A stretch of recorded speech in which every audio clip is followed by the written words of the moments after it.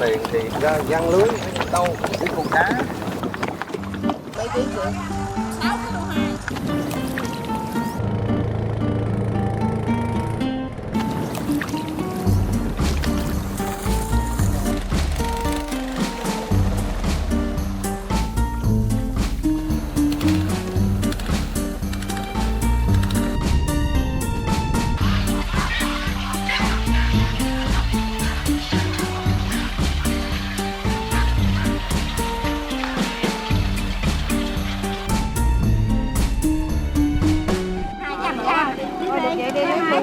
Mà con nữa 8.000. Bà con nó bỏ lại để đi.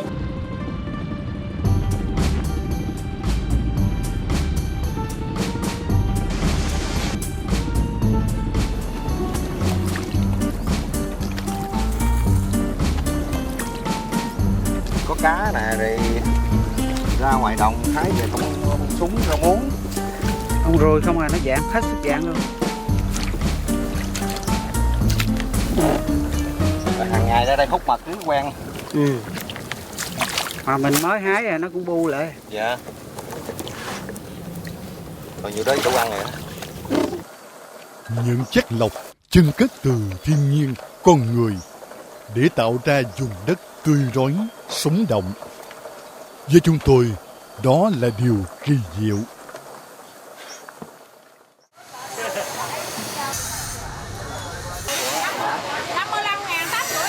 Chúng tôi bắt đầu hành trình từ chợ Tân Thành nằm ven sông Hậu, một nhánh của sông Mekong khi chảy vào địa phận Việt Nam. Sáng nay, chợ Tân Thành hầu như có bán tất cả các loài thủy sản nước ngọt. Trong mâm là cá điêu hồng, tai tượng và cá tra. Bây giờ cá cốc này có khi ra lưới bữa 50 kg thôi. Có nước tới nước 50 kg. Cá cốc là loài cá ngon, có nhiều trên sông Hậu đoạn này.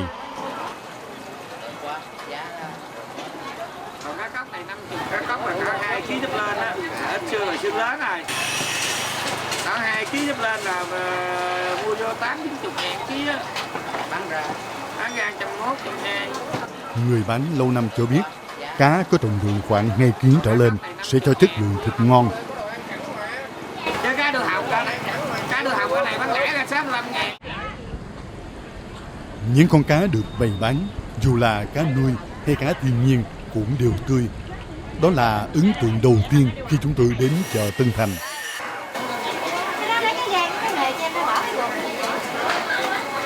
Đây là cá sát, loài cá da trơn, có kích thước nhỏ nhưng chất lượng thịt ngon. Người bán nhiệt tình giới thiệu về cách chế biến. Cái này á, khô lạc, rau luộc, khô lạc thì cũng ngon lắm. Cái này cá viên lưới này ngon lắm.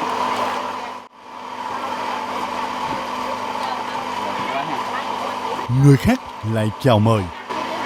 Mua gì chị? Mua gì mua đi. Cá này ngon mà, mua mất đi vậy. Cái nào? Mặc dù chúng tôi chỉ hỏi để tìm hiểu thêm về cá nước ngọt, nhưng người bán vẫn vui vẻ đáp lời. Đó là sự thân thiện, dễ gặp ở chợ Tân Thành. Tôm càng xanh, thịt chắc và tươi rói.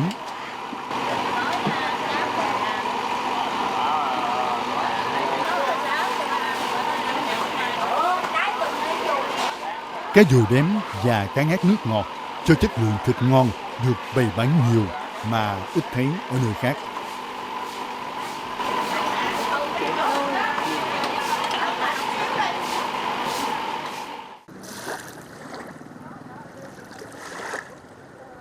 Chúng tôi đến chợ Tân Thành nằm ven sông Hậu vào buổi sáng cuối thu khi các tàu đánh bắt của ngư dân vừa cập bến.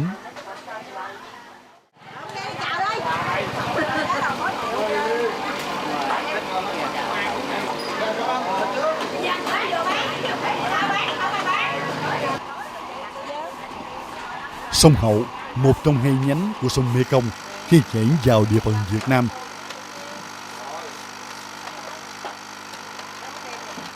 Chợ cá cạnh bờ sông nên ghe đánh bắt về neo đậu tại chợ.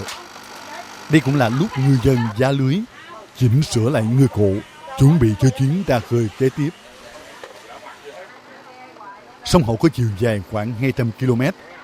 Đây là đoạn giữa, nên từ xưa đến thời điểm này, nước ngọt quanh năm.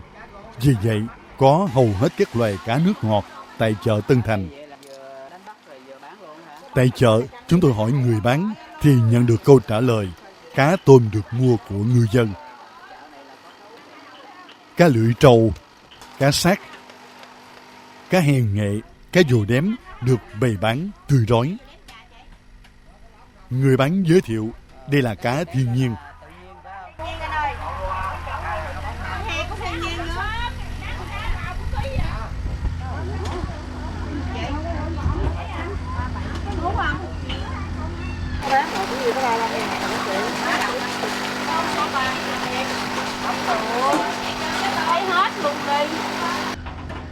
Ba thao cá tươi rói được bày bán, bao gồm cá hèn nghệ, cá cốc, cá hú và cá dồ đếm.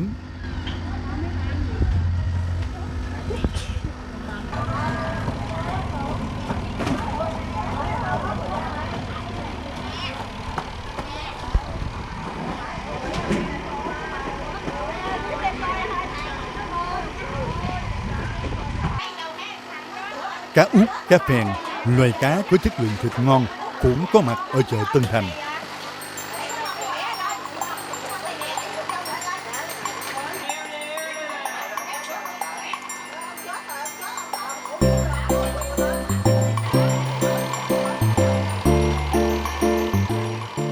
Còn đây là cá linh, loài cá có nhiều trên sông Mekong đoạn này.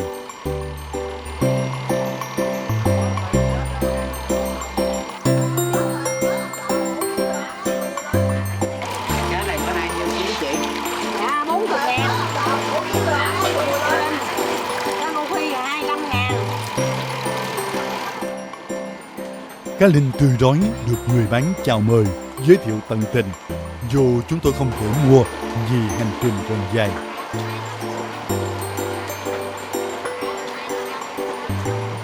Cá linh có quanh năm không chị?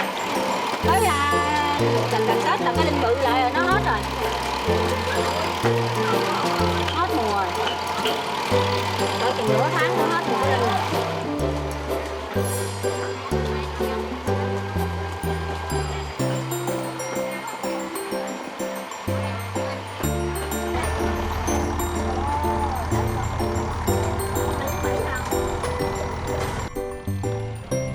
Chúng tôi đến chợ Tân Thành khi thời tiết mát mẻ của cuối thu và chuyển sang mùa đông se lạnh, lúc giao nhau giữa hai mùa, nên cũng là thời điểm cuối mùa cá linh. Điều này có thể nhận biết khi mỗi con cá linh có kích thước lớn hơn.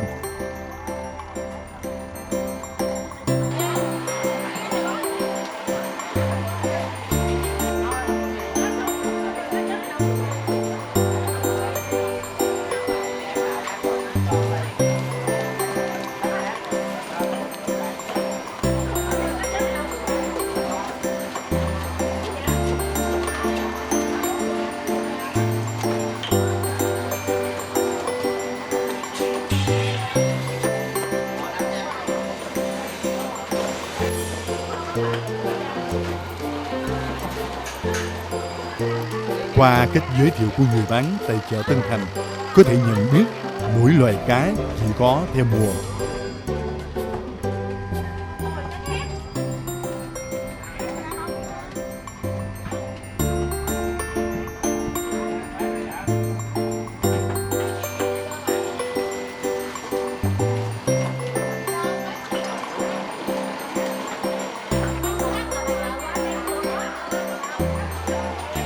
Tám giờ sáng, chợ vắng khách nên nhiều người bán tỏ vẻ lo lắng.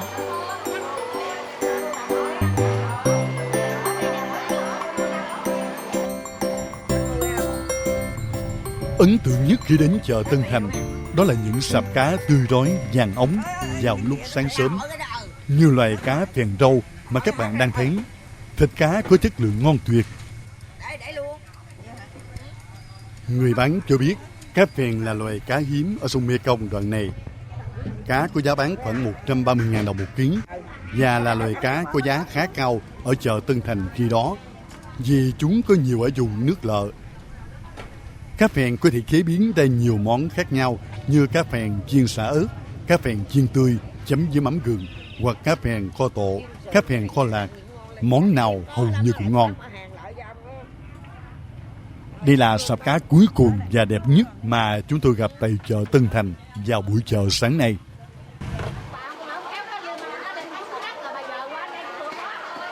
Rất có vị, muối chiên nó ngon, hấp luôn thổi à, chiên cho nó đẹp. Vô cái chảo cho vừa đấy. Còn đây là cá lưỡi trâu. Cá lưỡi trâu có nhiều loài.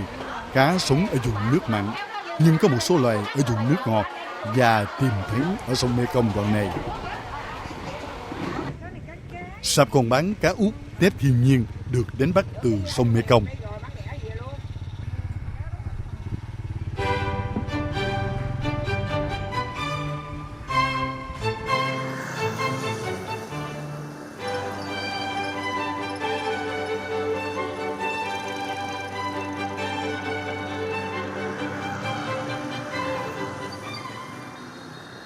Trung tâm của Tân Thành ở vị trí ngã năm.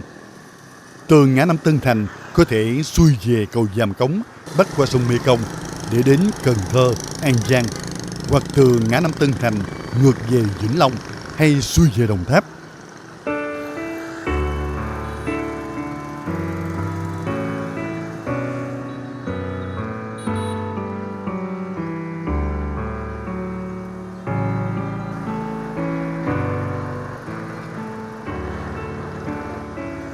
Ngã năm Tân Thành hầu như lúc nào cũng đông đúc người và xe cộ qua lại. Vì cách đó vài trăm mét có nhiều nhà máy, xí nghiệp. Cách ngã năm Tân Thành khoảng 300 mét là bến đò băng qua sông Mekong để đến Cần Thơ.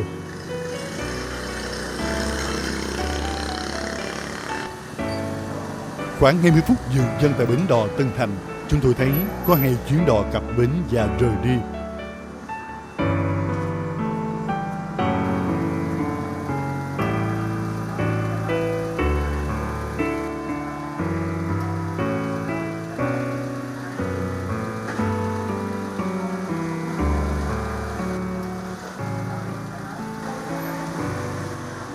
Bên kia sông là Cù Lao Tân Lộc, sau đó đi tiếp một lần đò nữa để đến Cần Thơ.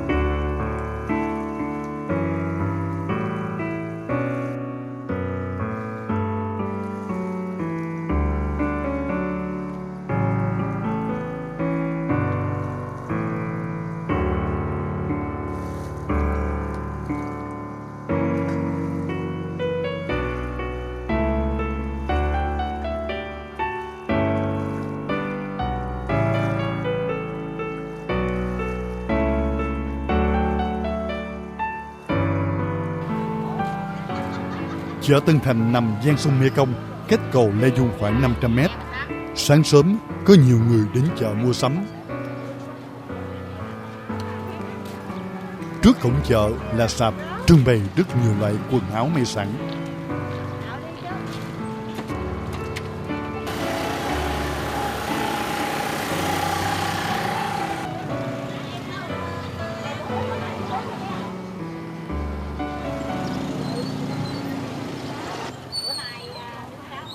Tết đây mấy bà mua đồ Tết đây. Nãy còn 4 cây để với ba năm dùng hết trơn. Nãy giờ với luôn. Tháng 6 mới được. Tình cờ chúng tôi gặp nhóm khách từ Cần Thơ ghé thăm chợ Tân Thành lúc sáng sớm. Cái giờ đang là cái giờ này bà mới lên. Thử với bà đi. Nha, nhớ nha, lấy màu đen đi bà. Bà đi lấy nào.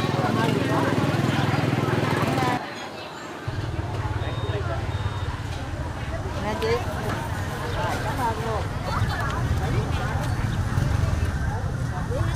Nhớ nha.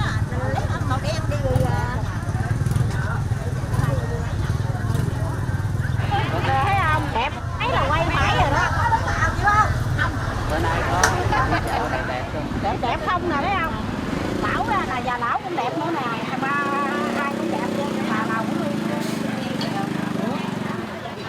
Cái nữa đi dài.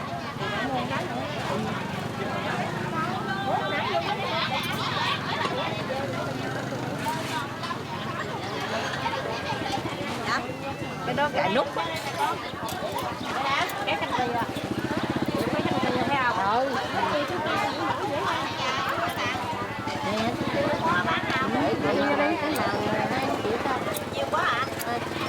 Bữa nào quay mấy bà nào cũng được thị rồi trơn, bữa nay ra cũng đẹp Rồi lấy cái đó nữa đi.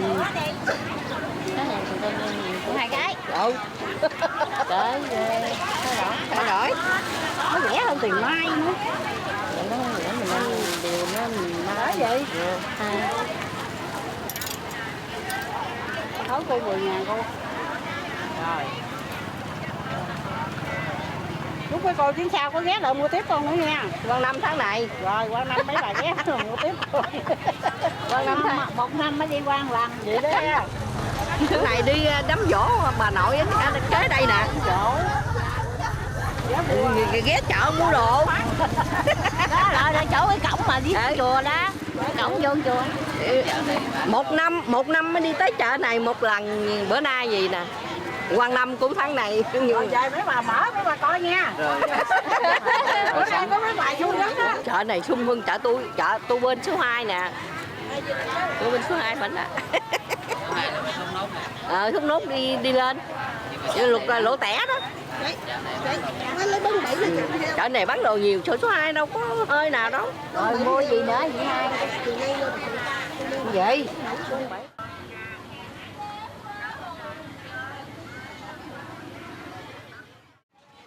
Nhiều người cho rằng khả năng mua bán ở chợ Tân Thành không thua so với các chợ quê lân cận.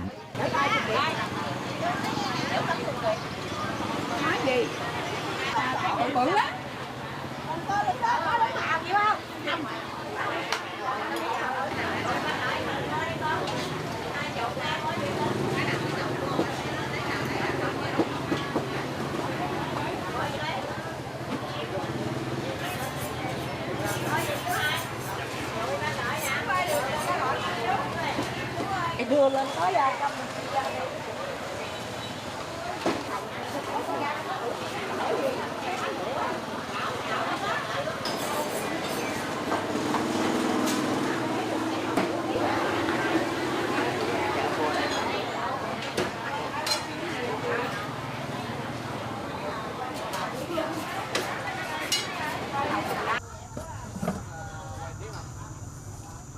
10 năm trước, chúng tôi đến chợ Tân Thành vào mùa cá bông lau. Loài cá sông là đặc sản nổi tiếng của chợ Tân Thành. Mỗi con cá bông lau có trọng lượng từ 5 tới 7 kg, được bày bán nhiều vô số kể. Nhất là vào tháng 10 âm lịch năm trước, kéo dài đến tận tháng 2 âm lịch năm sau, cũng với quang cảnh như thế.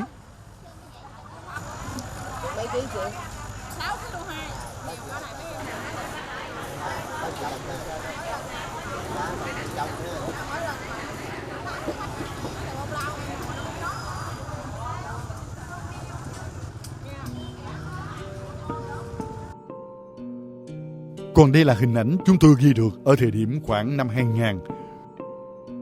Chúng tôi được bạn đồng nghiệp là người địa phương hướng dẫn để tìm hiểu về nghề đánh bắt cá bông lau trên sông Mekong.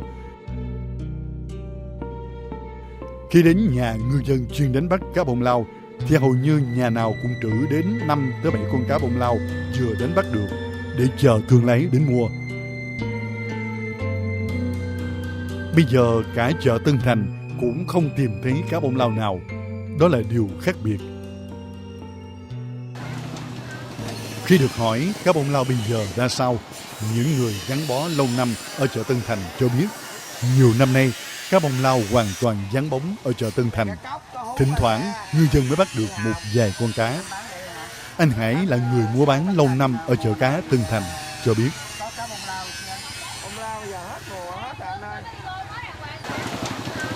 Cái mùa mà mắc kích luôn rồi. Vậy hả? Thả lưới mà không có. 3-4 năm trời rồi, bây giờ bông lau nuôi mà mười mấy ký, 10 ký, 700 ký. Nuôi cái nhập có khi bữa 200-300 ký nữa. Bây giờ mấy mùa này mất tiêu chứ. Cuốn năm nay mắc cá tích luôn. Lâu lâu thì dính con mà qua. Cá thiên nhiên của mình bây giờ 300 mấy ký á. Quay chết lên mới được.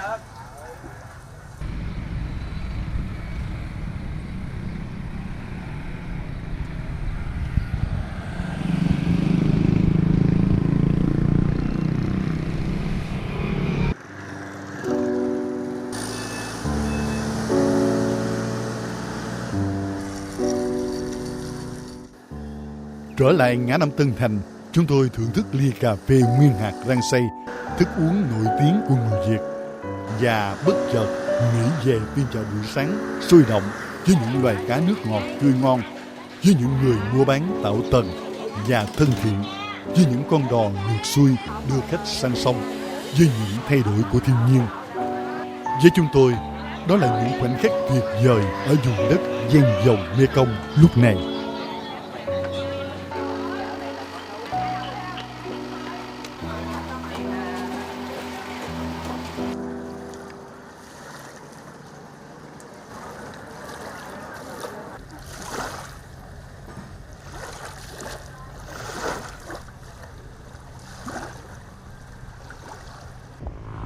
Rời chợ Tân Thành nằm ven sông Hậu, chúng tôi tiếp tục băng qua sông Thiền, một nhánh của sông Mekong khi chảy vào địa phận Việt Nam. Di chuyển trên cầu Cao Lãnh bắc qua sông Mekong là điều thú vị trong hành trình này, vì thu vào tầm mắt toàn cảnh dòng sông hùng vĩ và một góc của đồng bằng hạ lưu sông Mekong xanh thẳm và rộng ngút tầm mắt.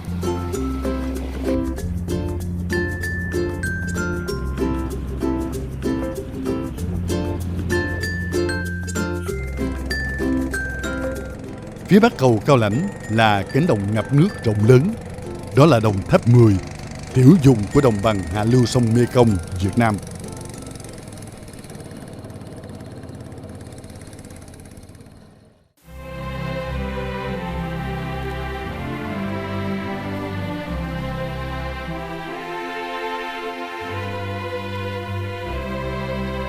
Điên điển mang trái, báo hiệu thời tiết đang là cuối mùa thu, cũng là lúc nước từ các cánh đồng ngập nước đã bắt đầu cạn dần.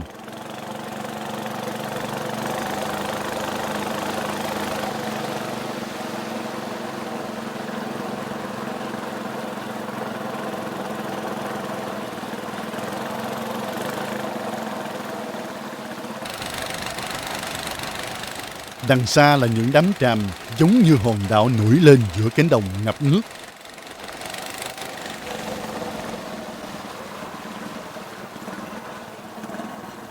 Chiếc xuồng máy lướt nhanh khuấy động không gian yên tĩnh của mọi vật xung quanh.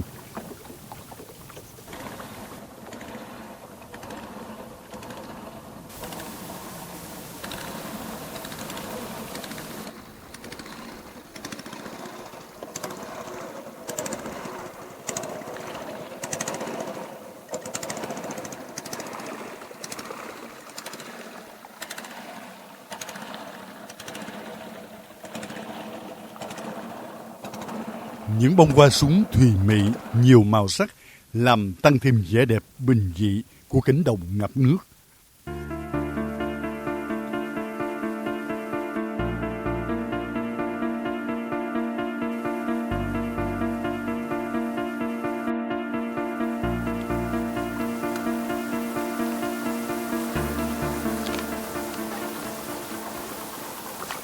Tình cờ, chúng tôi gặp anh Năm Lâu đang giăng lưới bắt cá chạch, ngư cụ phổ biến để đánh bắt loài cá có giá rất cao.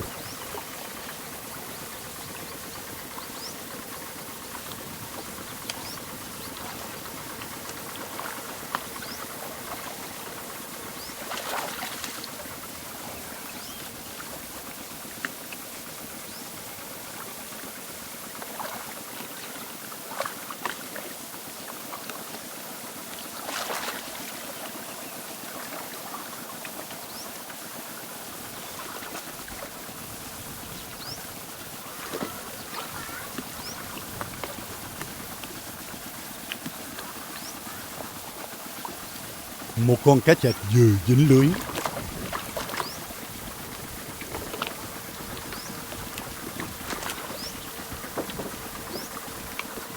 Cũng đủ thứ cá hết ha. Là đủ thứ rồi. Con cá gì vậy? Đây là cá trê.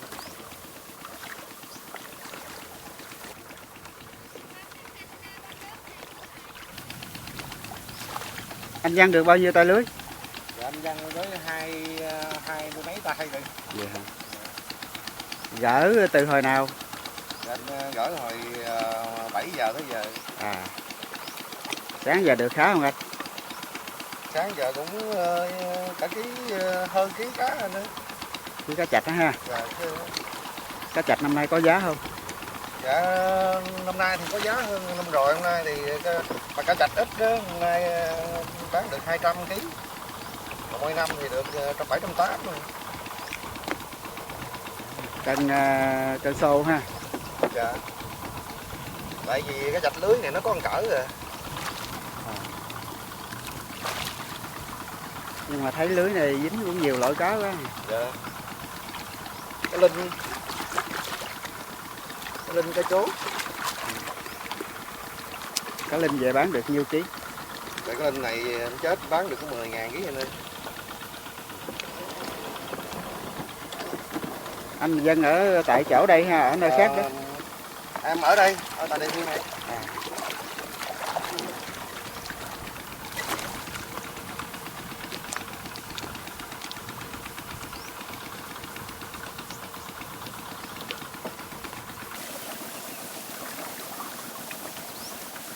Buổi sáng nghe thu hoạch vậy là khoảng mấy giờ phải xong?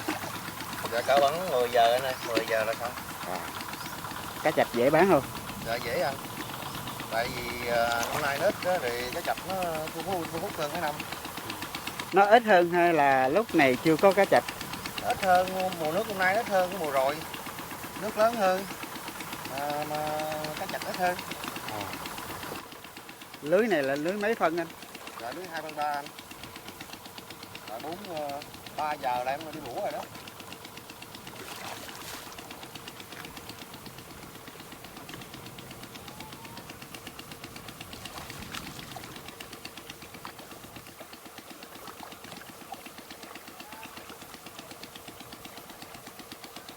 Ngoài cá chạch, chúng tôi thấy nhiều loại cá khác dính lưới như cá linh, cá chốt, cá rô, cá sặc, cá trê và cá trèn.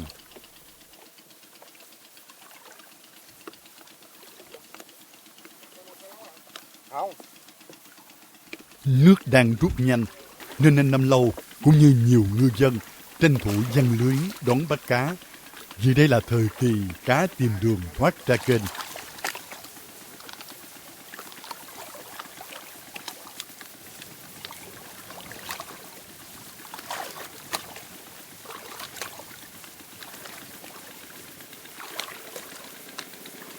Hồi năm rồi mấy kia nói chỗ này cá cũng nhiều nè.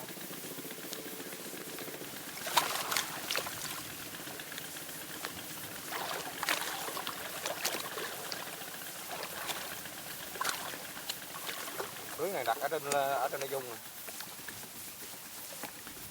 Theo quy luật tự nhiên, vào khoảng tháng 7 đến tháng 8 âm lịch, nước từ thượng nguồn sông Mekong đổ về, làm ngập cả lưu vực rộng lớn. Nước mang theo phù sa và nhiều tôm cá, nên đây là thời kỳ mang lại nguồn lợi thủy sản lớn với ngư dân. Nó kia giờ đâu lờ trong ở con trào đó.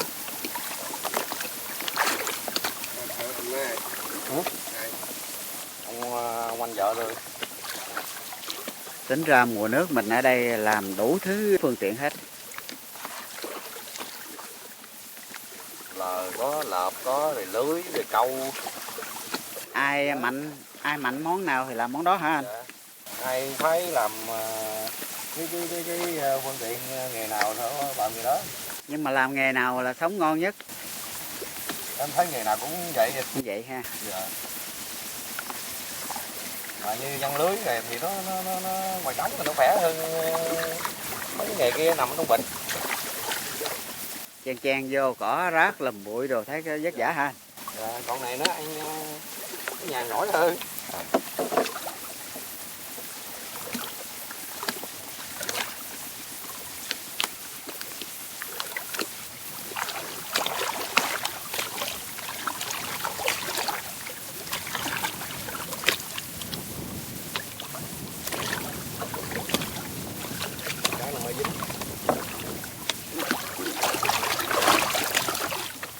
Con mình đi con mình gỡ mấy chục tay lưới về mệt dữ không anh? Nói chung có mệt có mệt mà cũng phải ráng làm anh ơi. Công việc thoăn thoắt như thôi đưa, bắt đầu từ 3 giờ sáng, kéo dài đến tận buổi trưa. Nhưng anh Năm Lâu vẫn chưa có giây phút ngơi tay. Thế mới biết sự bận rộn của những ngày cá đổ ra kênh. Sóng gió dữ không? Sóng có khi giờ nước giật chứ hồi nước nó còn đỉnh nó sóng nữa. Sảy nè. Sao mà lưới bị rách dữ vậy ta? Lưới này lưới mùa rồi anh. À, Tại vì mua một lần lưới với văng được tới hai mùa nước, mình văng chỉ được 2 mùa. một tay lưới vậy là chiều dài là bao nhiêu? Dạ 70 mét. À, mà tới 20 tay hả? Dạ.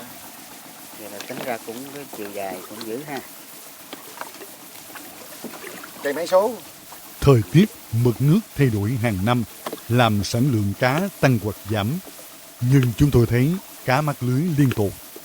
2 tay tại vì lấy đại ở trong cái để trong về nè, lấy đại vậy. Ở nhà nó còn 2 bành vậy nữa nè. Mà trong đó khi bành mà kia nhiều hết. Thành thạo nhiều ngư cụ, nhưng anh Năm Lâu lại có sở thích sử dụng lưới giăng để đón bắt cá chạch vào cuối mùa nước nổi. Không. Sợ dính có chốt nhiều gỡ không nổi. Mà năm rồi là dính có chốt là khi em gỡ rồi từ sáng tới chiều luôn đó. Càng về trưa, cá dính lưới càng nhiều. Mà cá chốt sống bán cũng được giá lắm ạ. Cá chốt chết này cũng 20.000 ký anh. Lưới có kích thước mắt lưới khoảng 2 cm, bắt được nhiều loài cá. Nhưng mục đích chính của anh là đón bắt cá chạch, vì cá bán được giá rất cao ở thời điểm này. Rồi là ra một ngày làm 1 triệu mấy có. Kết quả sau một buổi thu hoạch, anh Năm Lâu bắt được khoảng 5 kg cá linh và hơn 2 kg cá chạch. Anh mời chúng tôi ăn bữa trưa với đặc sản cá đồng vừa đánh bắt. Sẵn lúc bụng đói nên tôi cũng không từ chối. Cái tinh này là nấu mắm thì còn gì bằng. Để hồi nữa mới có chốt bự nữa. Cỡ này là làm lẩu mắm là đúng sách luôn phải không? Dạ. Cá nó không có già cá, nó vừa cá. Nó ngon thì không ngon nữa, còn nó vừa cá.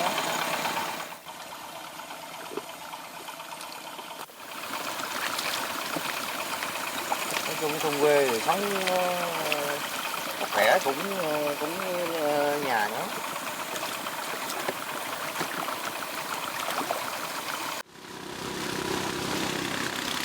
Sau lời mời tham gia bữa ăn trưa, anh Năm Lâu thẳng hướng về cánh đồng bông súng để hái một ít bông dùng làm rau trộn ăn cùng với lẩu mắm. Ở đây đồ ăn uống dồi dào. Wow, cánh đồng này bông súng quá nhiều. Cá đây thì nó như ăn uống thoải mái. Cá thì rau thì đây có bông súng. Chim trời, cá nước ha anh? Dạ. Nhiều quá nè. Tự nhiên. Cái này kêu bằng thiên nhiên luôn.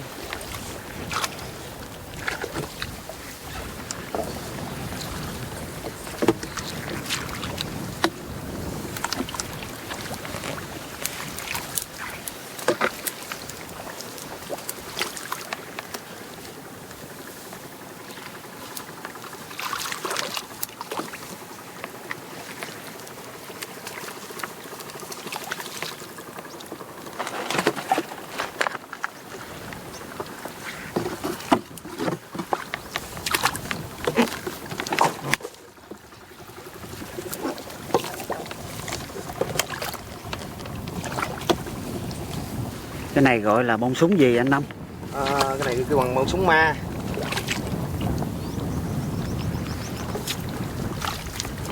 Ở đây ta nhổ bán cũng dữ lắm rồi. Nhưng mà không hết hả anh? Không hết. Tại nhà nào cũng lên vậy. À. Có người còn gọi là bông súng cơm, cái nào đúng hơn anh? Bông súng cơm, cái súng ma. Tại vì ông bà mình trước gọi sao, giờ mình cũng theo tục lệ thì mình cũng gọi chăng vậy. À, chắc có lẽ là nó mọc tự nhiên, bởi Dạ, vậy cái người ta này gọi tự là bông súng ma ha. Dạ, bông súng mai rang mà anh thấy là như lúa, trước á, lúa như lúa ma. À, lúa ma, lúa trời đó mà. Dạ, lúa trời, cái người kêu lúa trời, người kêu lúa ma. Đẹp hết sức không?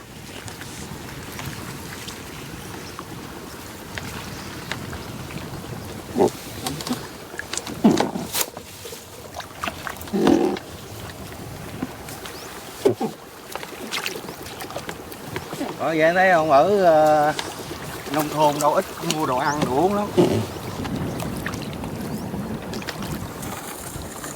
Không có chỗ nào non hết.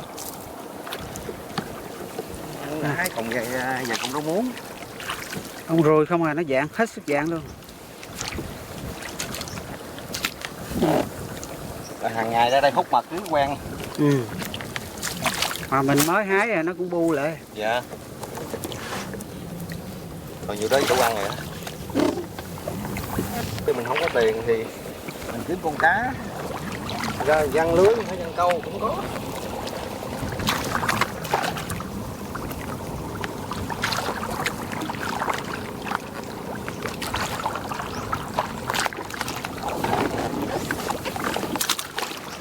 Nước đã bài bờ, nó rút.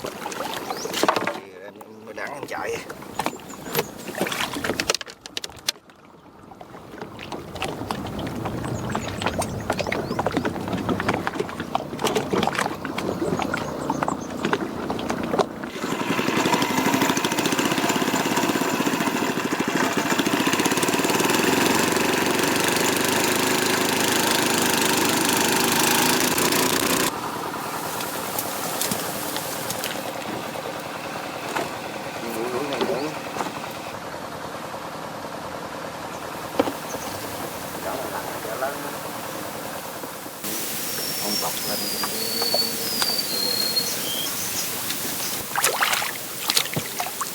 Thì người này chỉ vào cái gì, chỉ vào cái gì.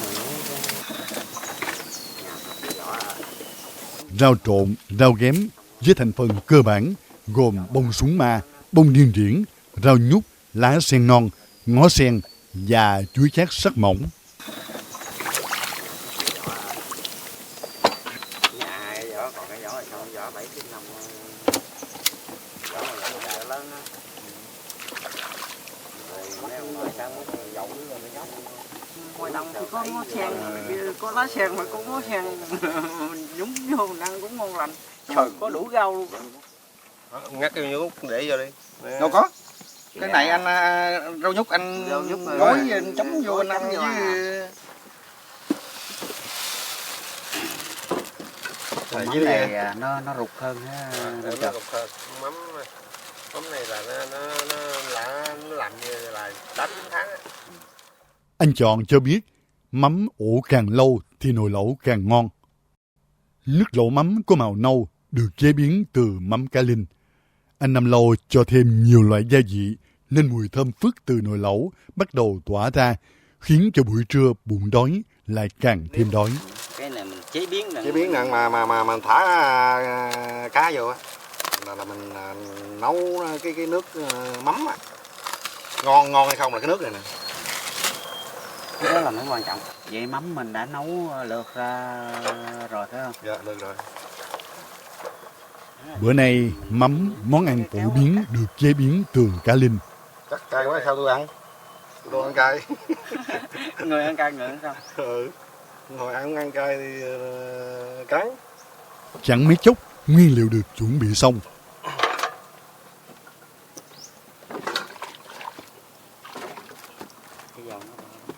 Qua từ nãy giờ hồi nướng mẹ cái bếp này cũng ngao lắm Vương. Hả, biết cái nào cũng được. Chứ nội thời gian nhúm lâu lắm. Trời. Cái nước này thì nướng cũng được. Ok, này mình lo này trước.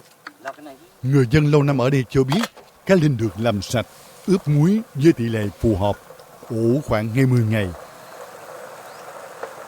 Sau đó, cá muối được trộn với thính gạo, gạo rang xay nhuyễn, kết hợp với đường. Sau đó, mắm được ủ tiếp tục khoảng 5 đến 6 tháng thì sử dụng được. Mắm ủ càng lâu thì càng ngon. Có cá thì hồi thả vô.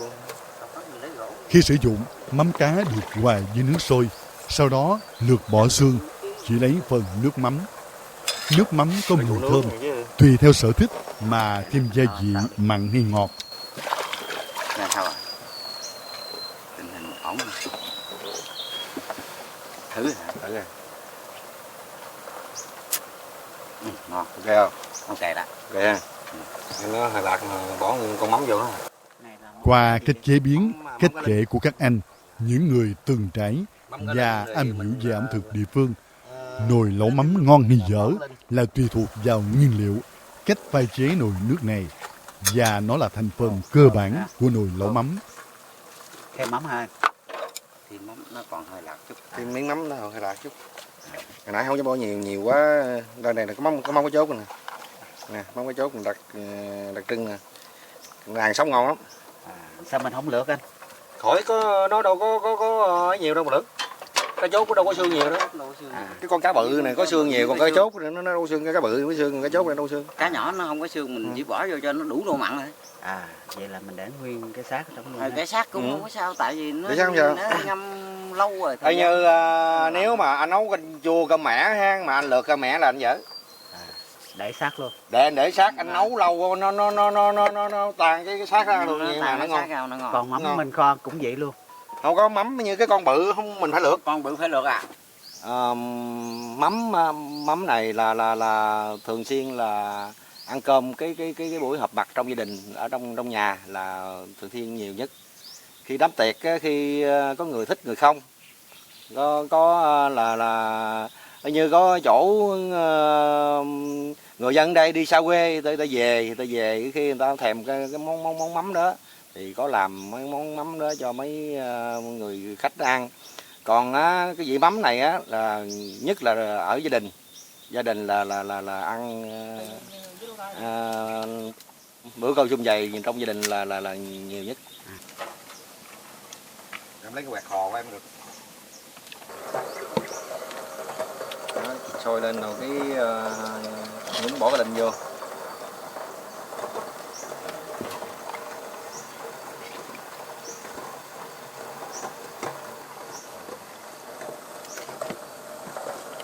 Cách chế biến nhanh gọn, không cầu kỳ của các đầu bếp chánh cốc, cùng với mắm ngon được mua trong xóm. Nước dùng từ nồi lẩu mắm tỏa hương thơm phức giữa đồng nước nổi.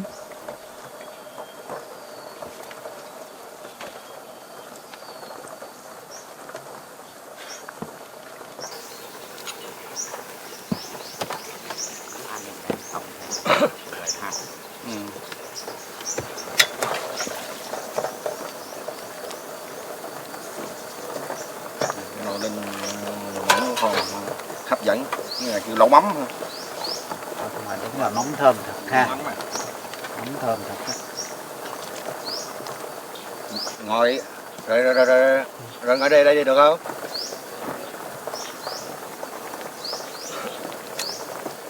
Xài ha, chắc miếng xài nó chua nữa. Kẹp vô. Món kho phải có bài bản vậy. Đúng chất. Nồi lẩu mắm vừa chín cũng là lúc những con cá chạch vàng trên bếp. Đúng rồi, cái này là cá chạch nướng, là cá chạch đồng là siêu phẩm luôn á.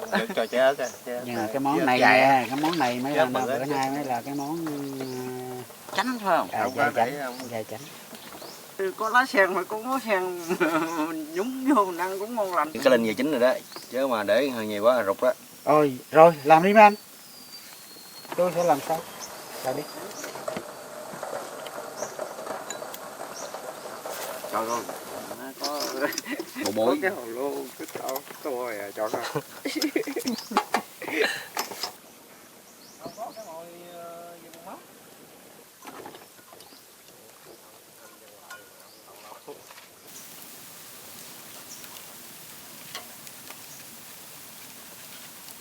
Còn nóng vậy ha, đầu cái xé rồi chấm muối tiêu ha, chấm ớt chanh muối tiêu cũng được. Đúng bài. Đầu có hồi 4 con ký. Không lấy xuống một. con nhỏ con bự. Phải không? Rồi bởi vậy nó trừ hao lại mấy cái con nhỏ vậy nè. Còn này cũng bự gấp đôi luôn nè thấy chưa? Ngang nữa mà. Đôi luôn. Cá chạch vừa đánh bắt tươi rói, thịt mềm lại ngọt, giúp cho bữa trưa giữa đồng mùa nước nổi càng thêm thú vị. Với chúng tôi, đó cũng là bữa trưa nhớ đời và cũng là điều kỳ diệu của thiên nhiên, con người và ẩm thực nơi này. Tất tắc đã có món ngon rồi ha.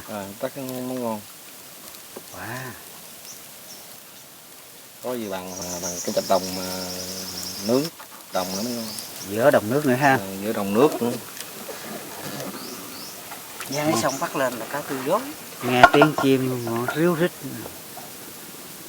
Quá trời hay.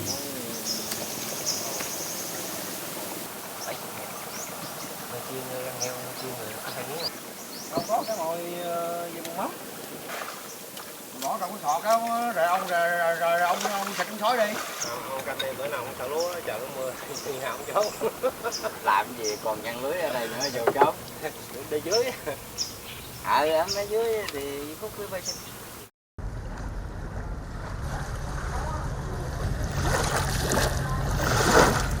Cuối thu bước sang mùa đông nắng ráo, ven sông Hậu, một nhánh của sông Mekong khi chảy vào địa phận Việt Nam, bắt đầu vào mùa mận chín.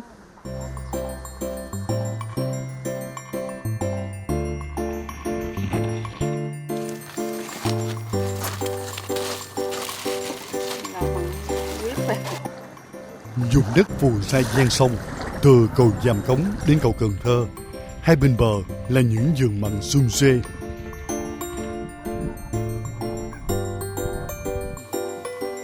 Giống mận An Phước, Hồng Đào, khi chín, trái có màu đỏ thắm.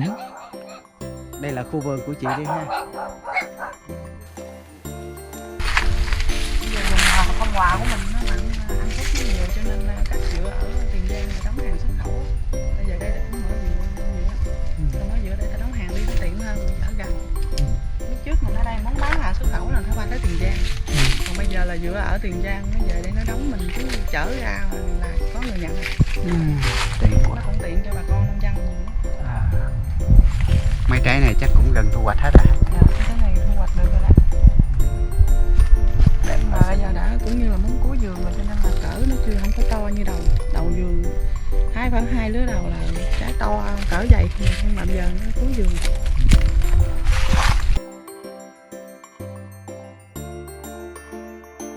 Mưa nắng và vuông trồng đã làm cho cây mận nở hoa và đậu trái.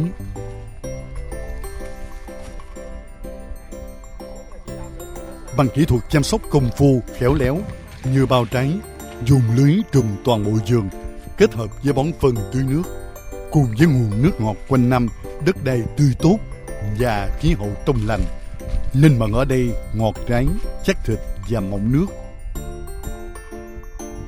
Ví dụ như cái mùa thịnh là Tết này và tháng 5 là 2 rồi. Rồi tới cái mùa nghịch là tháng 8 đến tháng 9, rồi một vụ nữa là 3 vụ.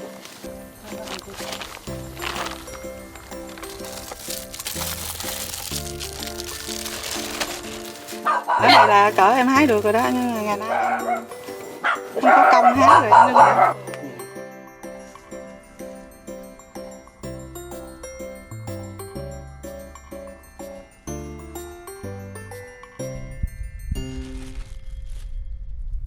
Từ tháng 11 đến tháng 3 âm lịch là mùa mận chín. Hàng chục, hàng trăm tấn mận được nhà vườn thu hoạch mỗi ngày. Sau đó, mận được chở đến các xưởng đóng gói.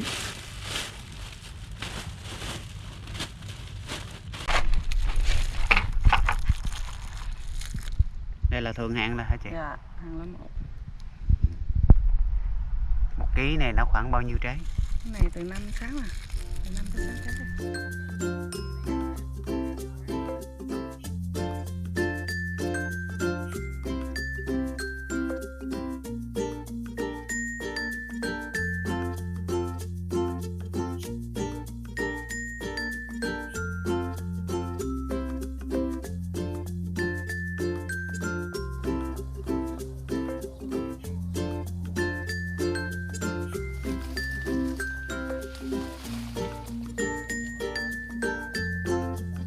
Mặn An Phước này mà nhà vườn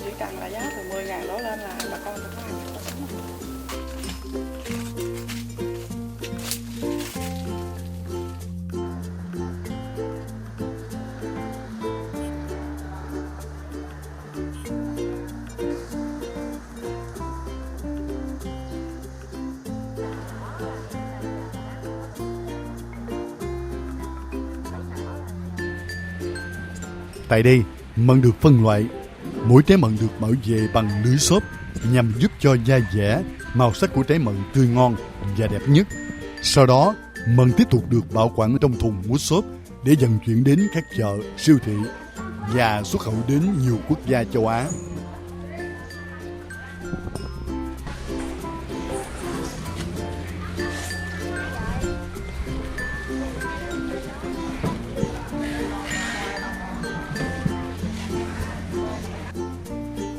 Không chỉ trái mận, nhiều loại trái cây khác như nhãn, chôm chôm, vú sữa, ổi cũng được trồng và thu hoạch quanh năm, khiến cho vùng đất ven dòng Mekong đoạn này luôn sôi động.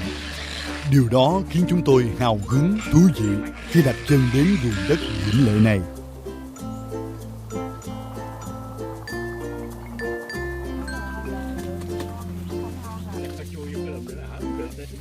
Được ngắm nhìn và thưởng thức mùa mận chín rộ, với chúng tôi, đó là điều thú vị khi đến với vùng đất ven sông Hậu. Nếu có dịp, bạn hãy đến và ăn thử để cảm nhận trái mận ngon nơi này.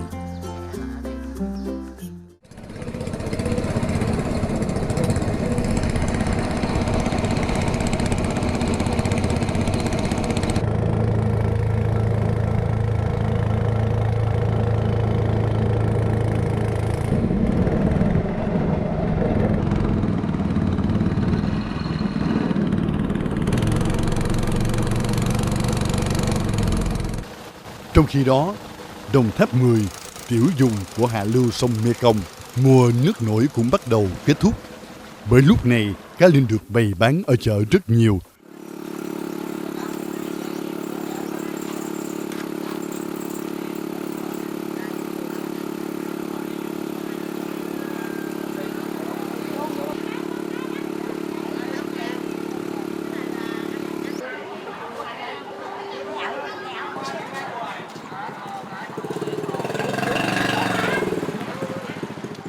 Chúng tôi đến chợ Gáo Dòng vào buổi sáng cuối thu.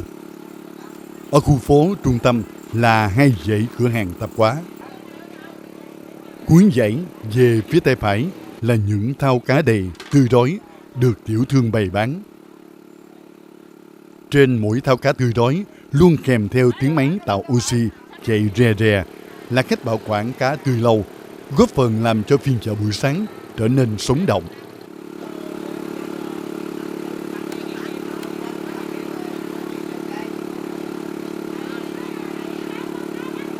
Chúng tôi đến chợ Gáo Dòng lúc 9 giờ sáng, thời điểm khá muộn để đi chợ quê, nên chợ thương người qua lại. Dù vậy, nhiều người bán dạo vẫn nán lại để bán các loại nông sản ven hai bên dãy phố.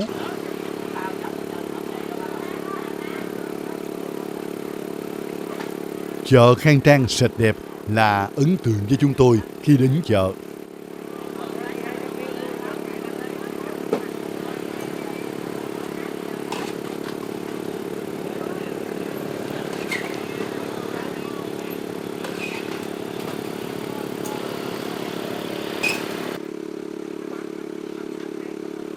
Từ ngoài nhìn vào cuối dãy, các sạp bày bán nhiều loại cá đồng, nhiều nhất là cá linh, vì đây là thời kỳ thu hoạch rộ.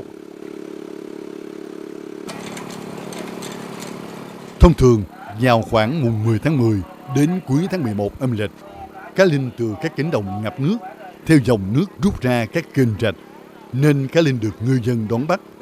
Ở đây gọi là mùa cá ra. Trong số nhiều loại cá, nhiều nhất vẫn là cá linh. So với mỗi năm thì cá linh nó nhiều hay ít gì? Dạ cá năm nay nhiều hơn anh. Ép đi, bán 60.000 thôi. Sao mà năm nay nó nhiều hơn? Tại nước lớn hơn anh, lớn hơn cá nhiều hơn. Năm nay chị bán cá linh được lâu không? 2 tháng mấy nay rồi đó. Dạ, bán hơn 2 tháng mấy rồi đó. Lúc đầu thì giá là bao nhiêu? Giá 100, 120. Còn bây giờ? Giờ còn 50.000. Đúng lúc này là tới mùa chưa? Cạn đi rồi, gần hết rồi. Dạ, gần hết rồi. Giá chị bán là người ta bắt bằng cách nào vậy? Đặt vớn anh. Cao ủng hộ. Ép đi, 60.000.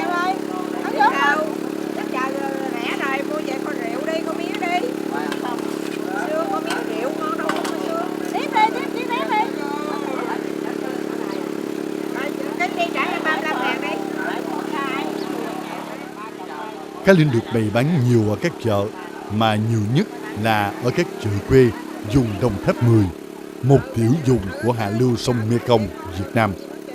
Chúng tôi được các tiểu thương cho biết, đây là mùa nước nổi có nhiều cá linh hơn, vì nước lũ ngập lâu và sâu hơn mọi năm.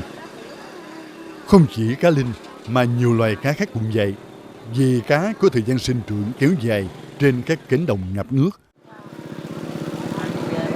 Cá này nhiêu? Cá này 40. Cá bé đi lắm luôn. Thì cân ký hả?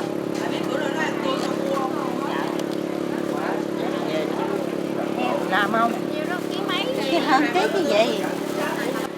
Lỡ đi. Uống lắm chị về chị mặn chị để cái ruột lại. Nó mỡ lắm nhé. Không, chị bỏ cái mặt ra mỡ tháng tư các bạn ơi, ngon lắm. Rồi còn sao 15.000 cân luôn. Nó có lửa hết rồi. Đâu có đâu. Để Sao mình lạnh ngắt hả? Rồi. Cá đó nhiêu ký vậy chị? bán cho chị có 30 nè. 30 ngàn ký. Nhiêu đây có 700 gram hả? Thêm luôn đi. Ký thì có 30.000 rẻ hả chị? Có nhiều bà lấy hết thì đem đi để con làm. Ký thôi. 30.000 rẻ. Đó, còn có 3 con để làm gì Nhiều lắm. dùng cho người ta luôn đi. Cá cỡ này chế biến món gì ăn ngon đây? Kho lạc ngon lắm. Cô lạc nó canh chua bông điên đĩa. Ngon hơn cái linh, cái béo hơn cái linh đó. Nè, Rồi ký thôi. Trời ơi còn 3 con. Má con nhỏ ba lắm. con đâu có nhiêu tiền đâu. Nè, Đâu có chị nào hả? chị trả mà. 3 con này đâu có nhiêu tiền đâu.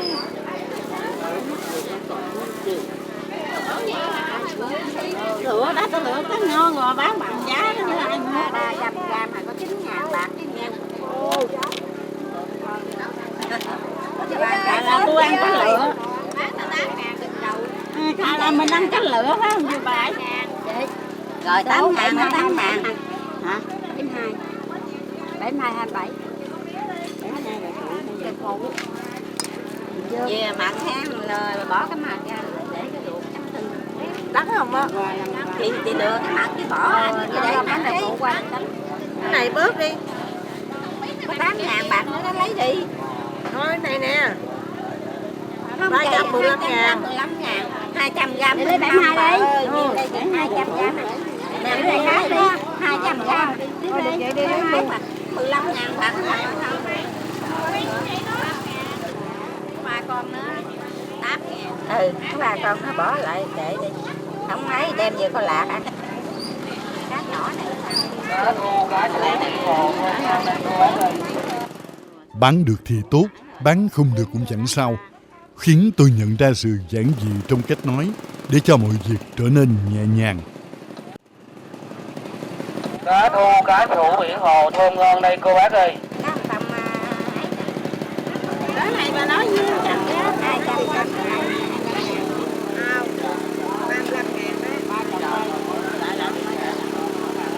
Không chỉ cá linh, cá mè dinh cũng có kích thước lớn và nhiều thịt hơn. Đó là sự khác biệt của các loài cá sinh sôi vào mùa nước nổi. Sáng nay, tại chợ Gáo Dòng, cá mè dinh cỡ 8 đến 9 con một ký, có giá bán dao động từ 30.000 đến 35.000 đồng một ký. Ngoài cá mè dinh, cá thiểu còn gọi là cá mại, tép trong, cá lồng tông, cá chạch cũng được bày bán nhiều tại chợ Gáo Dòng. Cá mại, cá lồng tông làm sạch được bán với giá 15.200 gram. Cá thu, cá sủ biển hồ thơm ngon đây cô bác ơi.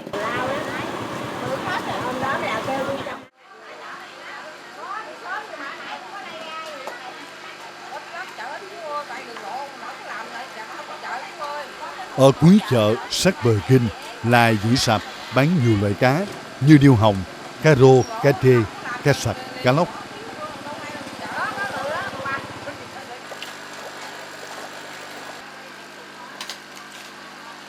Hôm chúng tôi đến chợ Gáo Dòng, tình cờ gặp chị tiểu thương đang thuyết phục khách hàng để bán hơn 1 ký ếch đồng mà chị đang sở hữu.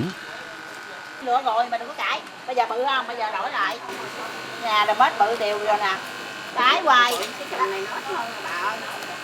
Nó không có bự, nó mới ngon. Ba đừng hết đây rồi là nó đồng nhau luôn. Cái. Nó đi, chứ mày màng cho. Bự mà. Rồi bán thiếu. Rồi bán thiếu đi, trả tiền không có ra đấy. Trả tiền. Còn bán thiếu đưa tiền. Dạ. Đấy, thấy không? Đó là cái thiên nhiên hả chị? Dạ, cái đồng mình đó anh. Theo chị bán hàng, ếch đồng có trọng lượng càng lớn thì chất lượng thịt càng ngon. Mắc không? 120 kg anh ơi. Ở vùng Đồng Tháp 10, ếch đồng là đặc sản. Chúng được săn bắt ngoài tự nhiên quanh năm, nhưng nhiều nhất là vào mùa nước nổi. Có thường xuyên không?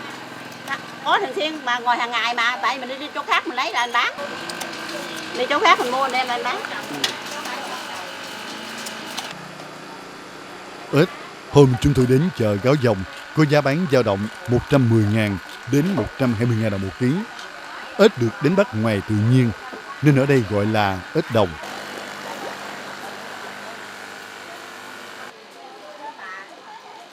Ngoài ếch thiên nhiên, ở nhiều sạp khác, chúng tôi còn thấy bày bán nhiều loại thủy sản như cá rô, cá bống tượng, cá trèn.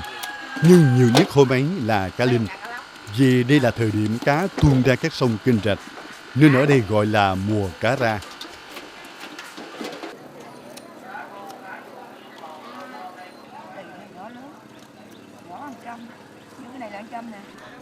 Không chỉ ấn tượng với chợ quê vùng Đồng Tháp 10, ấn tượng hơn với chúng tôi là người mua bán thân thiện, chất phác hiền hòa như tính cách vốn có của người dân nơi này.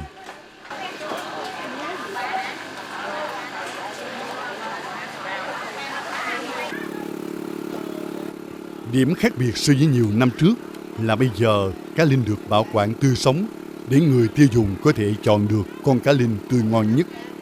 Đó là điều không thể tìm thấy ở nhiều năm trước.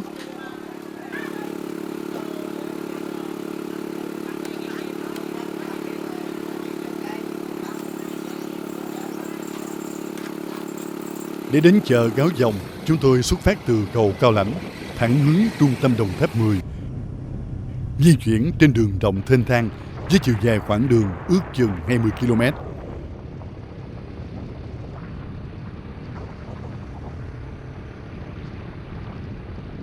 Hai bên đường, lúc thì cánh đồng mạ non, lúc thì cánh đồng lúa đang thời con gái, lúc thì cánh đồng lúa chín như tấm thảm vàng vào mùa thu hoạch. Đó là quang cảnh thường gặp ở vùng Đồng Tháp 10, vì đất nơi đây phần nhiều là trồng lúa. Cách chợ Gáo Dòng vài km là rừng tràm Gáo Dòng, nơi được xem là Đồng Tháp 10 thu nhỏ.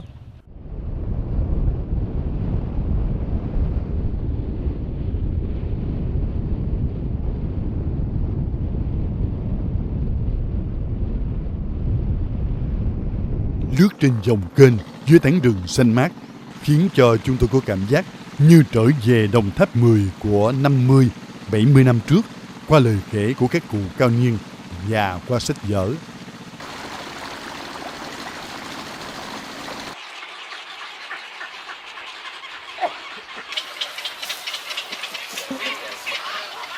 Với diện tích khoảng 1.700 hecta, trong đó có hơn 250 hecta rừng nguyên sinh. Ấn tượng nhất với chúng tôi, trên vạt rừng rộng hàng chục hecta, cạnh ban quản lý rừng là nơi ở tập trung của hơn 40 loài chim sinh sống, làm tổ quanh năm, với diện tích bãi chim khoảng 20 hecta.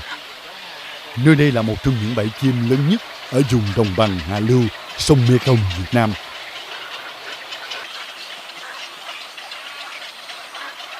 Lùi về quá khứ, vào những năm cuối thập niên 90 thế kỷ trước, sơn chim Gáo Dòng đã có sự hiện diện của nhiều loài chim hoang dã, nhiều nhất là cò trắng, trích mồng đỏ và còng cọc.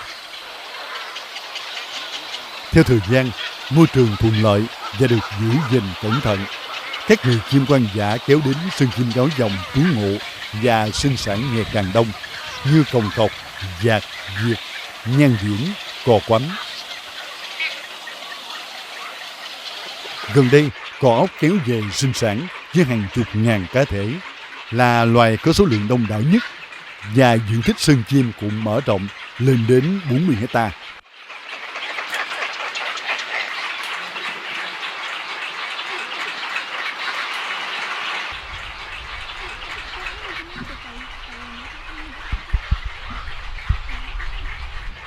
Len lỏi giữa tán tràm hay lướt qua những kênh mương nhỏ trong rừng, chúng tôi cảm nhận rõ sự tĩnh lặng của thiên nhiên cùng với âm thanh rộn rã của chim muông.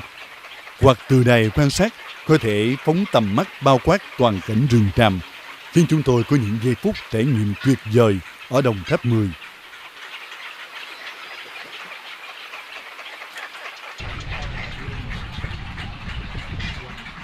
Nhà hàng cạnh bên rừng tràm có thể giúp bạn chọn lựa những món ăn đặc trưng nơi này. Ấn tượng hơn với chúng tôi là con đường dẫn vào rừng tràm Gáo Dòng.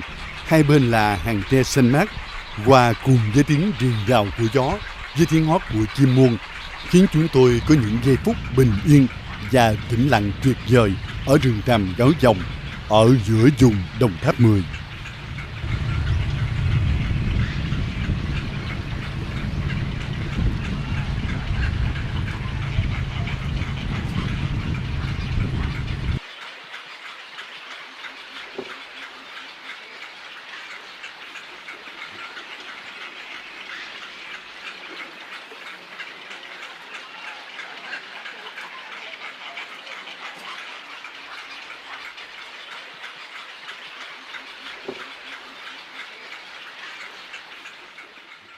Mỗi bước đi, con đường không hẳn đã bằng phẳng, nhưng được phóng tầm mắt nhìn đồng lúa mênh mông, lắng nghe tiếng rao, tiếng mặc cả của người mua kẻ bán ở chợ, tiếng hót của chim muông, của trời xanh mây trắng, thì không có sự thích thú nào bằng. Vì chúng tôi đã sống trọn vẹn trong từng giây phút ở những nơi chúng tôi đã đi qua. Có thể những suy nghĩ của chúng tôi chưa hay, những hình ảnh của chúng tôi chưa đẹp, nhưng đó là những khoảnh khắc trọn vẹn và nhiệm màu.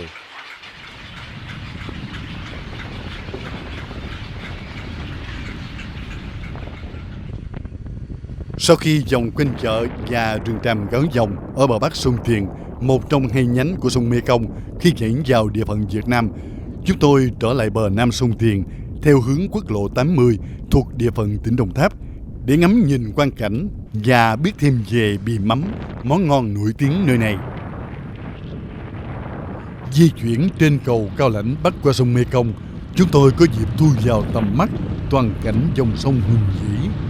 Trước mắt hiện rõ một góc của đồng bằng hạ lưu sông Mekong xanh thẳm và rộng ngút tầm mắt, nên với chúng tôi mỗi giây phút trôi qua là sự thích thú ở nơi này.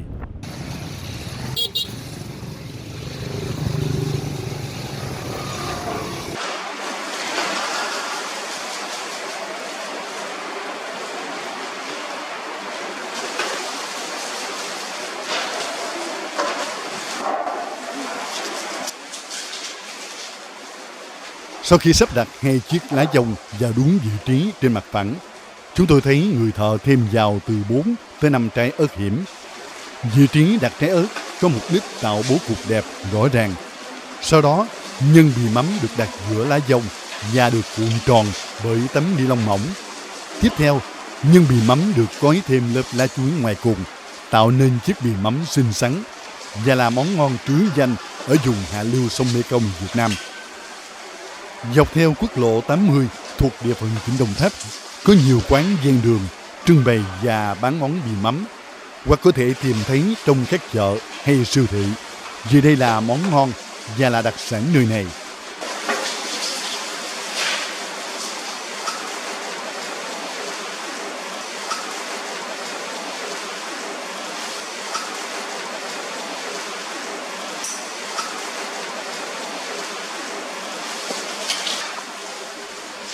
Để tạo ra chiếc bì mắm có hương vị độc đáo và xinh xắn, những người lâu năm trong nghề ở xứ Lai Dung Lấp Vò cho biết, thịt nạc làm bì mắm sau khi cắt lát mỏng được ướp với các loại gia vị như tỏi, đường, muối, củ riềng và thính gạo. Tất cả sau đó được phối trộn với gia bì. định lượng xong ủ kỹ ban ngày bằng cách tự lên men mà không qua xử lý nhiệt, kết hợp với bí quyết và kỹ thuật ủ ướp của người lâu năm trong nghề đã tạo nên món bì mắm có hương vị thơm ngon, độc đáo.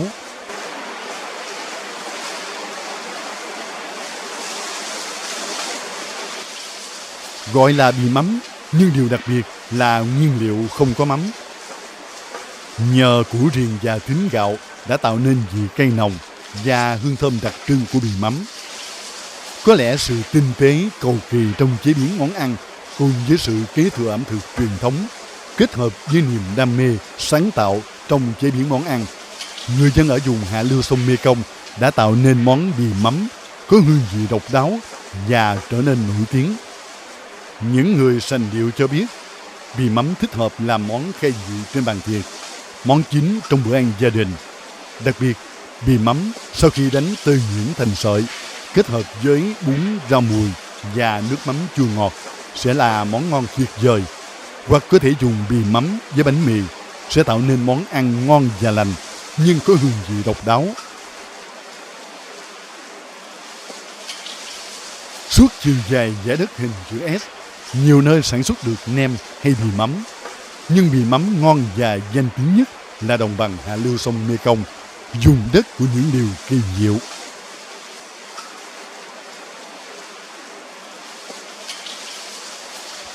Không chỉ có món nem chua và bì mắm, phù sa và nguồn nước ngọt tưới mát quanh năm của sông Mê Công, cùng với sự chăm sóc khéo léo của nhà vườn, đã tạo nên những vườn quýt hồng đẹp mắt.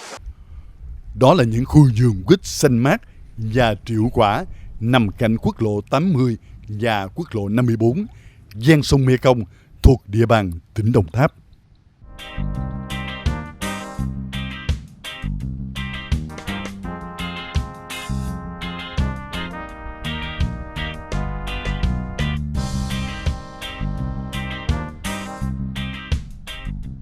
Khoảng rằm tháng 11 âm lịch, các vườn quýt hồng ở Lai Dung, vùng đất ven sông Mê Công đã bắt đầu chín rộ. Không khí se lạnh của những ngày đầu đông hòa cùng sắc vàng rực rỡ của quýt hồng khiến cho vùng đất này trở nên ấm áp.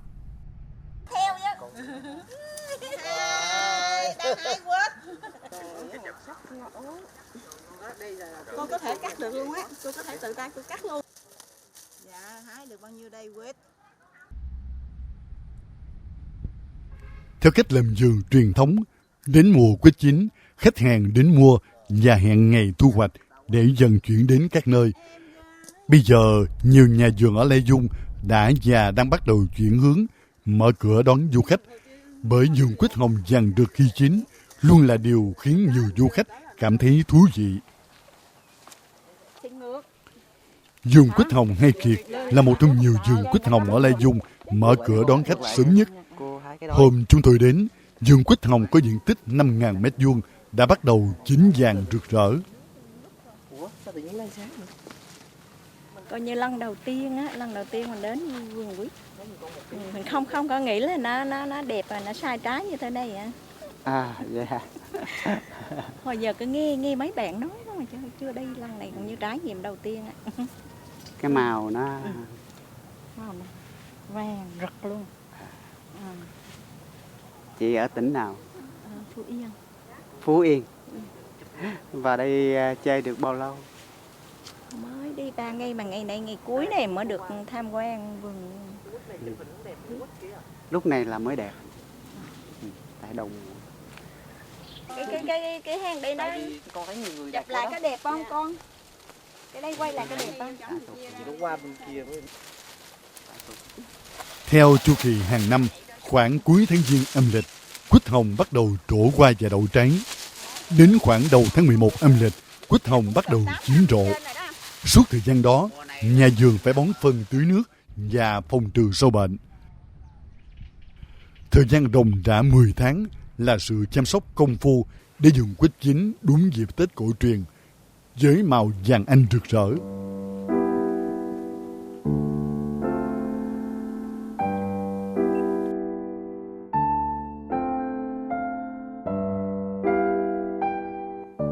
Có thể thấy, vườn quýt hồng đón Tết là tác phẩm kỳ công của nhà vườn.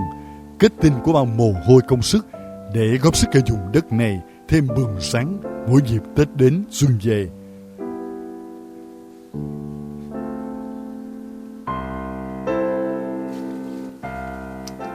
Du khách đến đây có thể thưởng thức hương vị của quýt hồng và cảm nhận sự công phu, khéo léo của chủ vườn. Thời tiết năm nay thuận lợi cho nên là cái trái nó bóng đẹp, không bị đốm. Cái điều kiện mình mở điểm tham quan theo suy nghĩ của tôi á, cái thứ nhất á, là mình vừa quảng bá cái trái quýt hồng của Lê Dung mình cho bà con cả nước biết về cái trái quýt hồng. Cái thứ hai á, là tạo thêm cái thu nhập kinh tế cho gia đình. Rồi cái thứ ba nữa đó là mình góp phần cho địa phương, tức là tạo công ăn việc làm cho một số bà con. Chẳng hạn như mình thuê thêm một số anh em tiếp viên đặng mà là hướng dẫn rồi chạy bàn. Mấy ngày lễ này thì ít, nhưng mà riêng ngày thứ Bảy Chủ nhật cả chục mười mấy anh em mà tiếp mình làm cho gia đình thì làm không có nổi. Cho nên là mình cũng góp cho một số hộ địa phương mình có thêm cái thu nhập.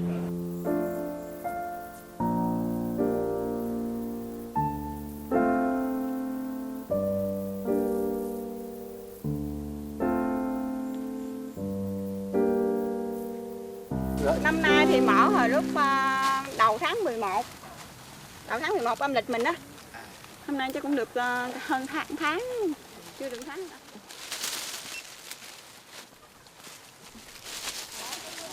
Năm nay quýt nếu mà so với mọi năm có đẹp hơn không? Dạ năm nay em thấy đẹp hơn năm rồi. Đẹp hơn là đẹp hơn về chất lượng trái và màu sắc luôn. Năm rồi trái nó cũng nhiều nhưng mà nó bị tình trạng là bị đốm.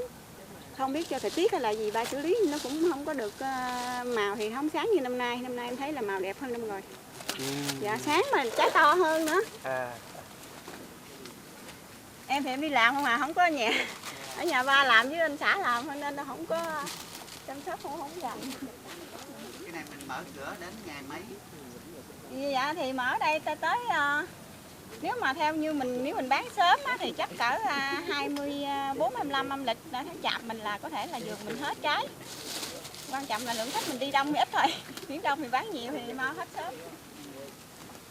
Em ơi, mình hái vậy rồi du khách thì sao? Người ta đến thì yêu cầu thì mình hái mình bán cho người ta. Dạ giống như là cái đồng của mình đang vô nè. Cô nói là hái cho cô 5 kg đường, 5 kg hồng gì đó thì mình ra mình cắt từ từ vô rồi cô cứ chịu cái nào cô lấy bao nhiêu cô cứ lấy. Khách yêu cầu thì mình cứ hái thôi chứ mình không có hái sẵn. Khi nào thứ Bảy Chủ nhật thì mới có hái sẵn thôi. Thứ Bảy Chủ nhật thì lượng khách nó nhiều hơn ngày thường cho nên mình hái sẵn để người ta có cần ta mua liền á. Thì nó bán có dễ bán hơn.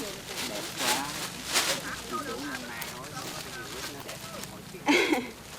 Theo mình thấy năm nay thì nó đẹp hơn năm rồi. Mấy năm trước thì cũng đẹp nhưng mà năm nay đẹp hơn. Dạ nó chín. Đủ chưa bác ba? Của cô kia nãy cô nói 5 kg rồi, của bác ba nãy là nhiêu nói ký nữa? Ký. Cái hang đây nó còn cái gì?นี่chắc đủ rồi đó bác ba, để hơi cắt. Bọc này hồi nãy 5 kg quýt hồng nữa, đằng này 5 kg quýt hồng của cô kia nữa. Rồi cái này chắc đủ rồi đó, tại cho cô kia 4 kg với anh kia ký 5 kg đó, bọc này chắc 5 kg, nó gỡ 5 kg. Tại đâu? Để đi.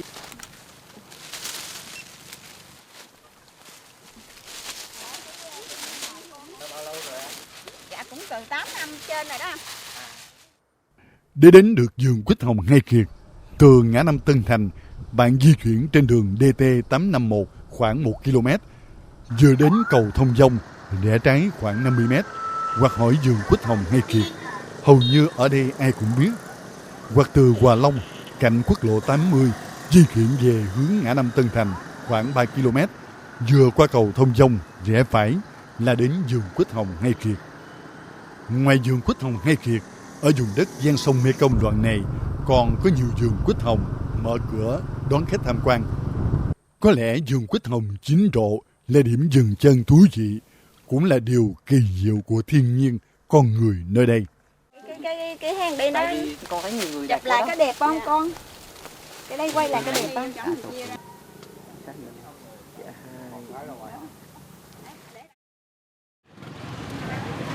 Nha, nhớ nha, rồi Đến với những buổi họp chợ tươi rói, sống động với sản vật bốn mùa, băng qua những cánh đồng ngập nước bạc với nhiều tôm cá, len lỏi trong những cánh rừng với cảnh sắc thiên nhiên hoang sơ, rợp cánh chim trời. Được tận mắt xem cách chế biến những món ngon, cách chăm sóc để tạo nên những vườn cây trái sum xuê, triệu quả, và gặp những con người thân thiện với ẩm thực phong phú và sản vật bốn mùa. Được nghe người trong cuộc kể về những kinh nghiệm được đúc kết và lưu truyền qua nhiều thế hệ. Với chúng tôi, đó là trải nghiệm thú vị trong những ngày đến nơi này, vùng đất thuộc hạ lưu sông Mekong với bao điều kỳ diệu.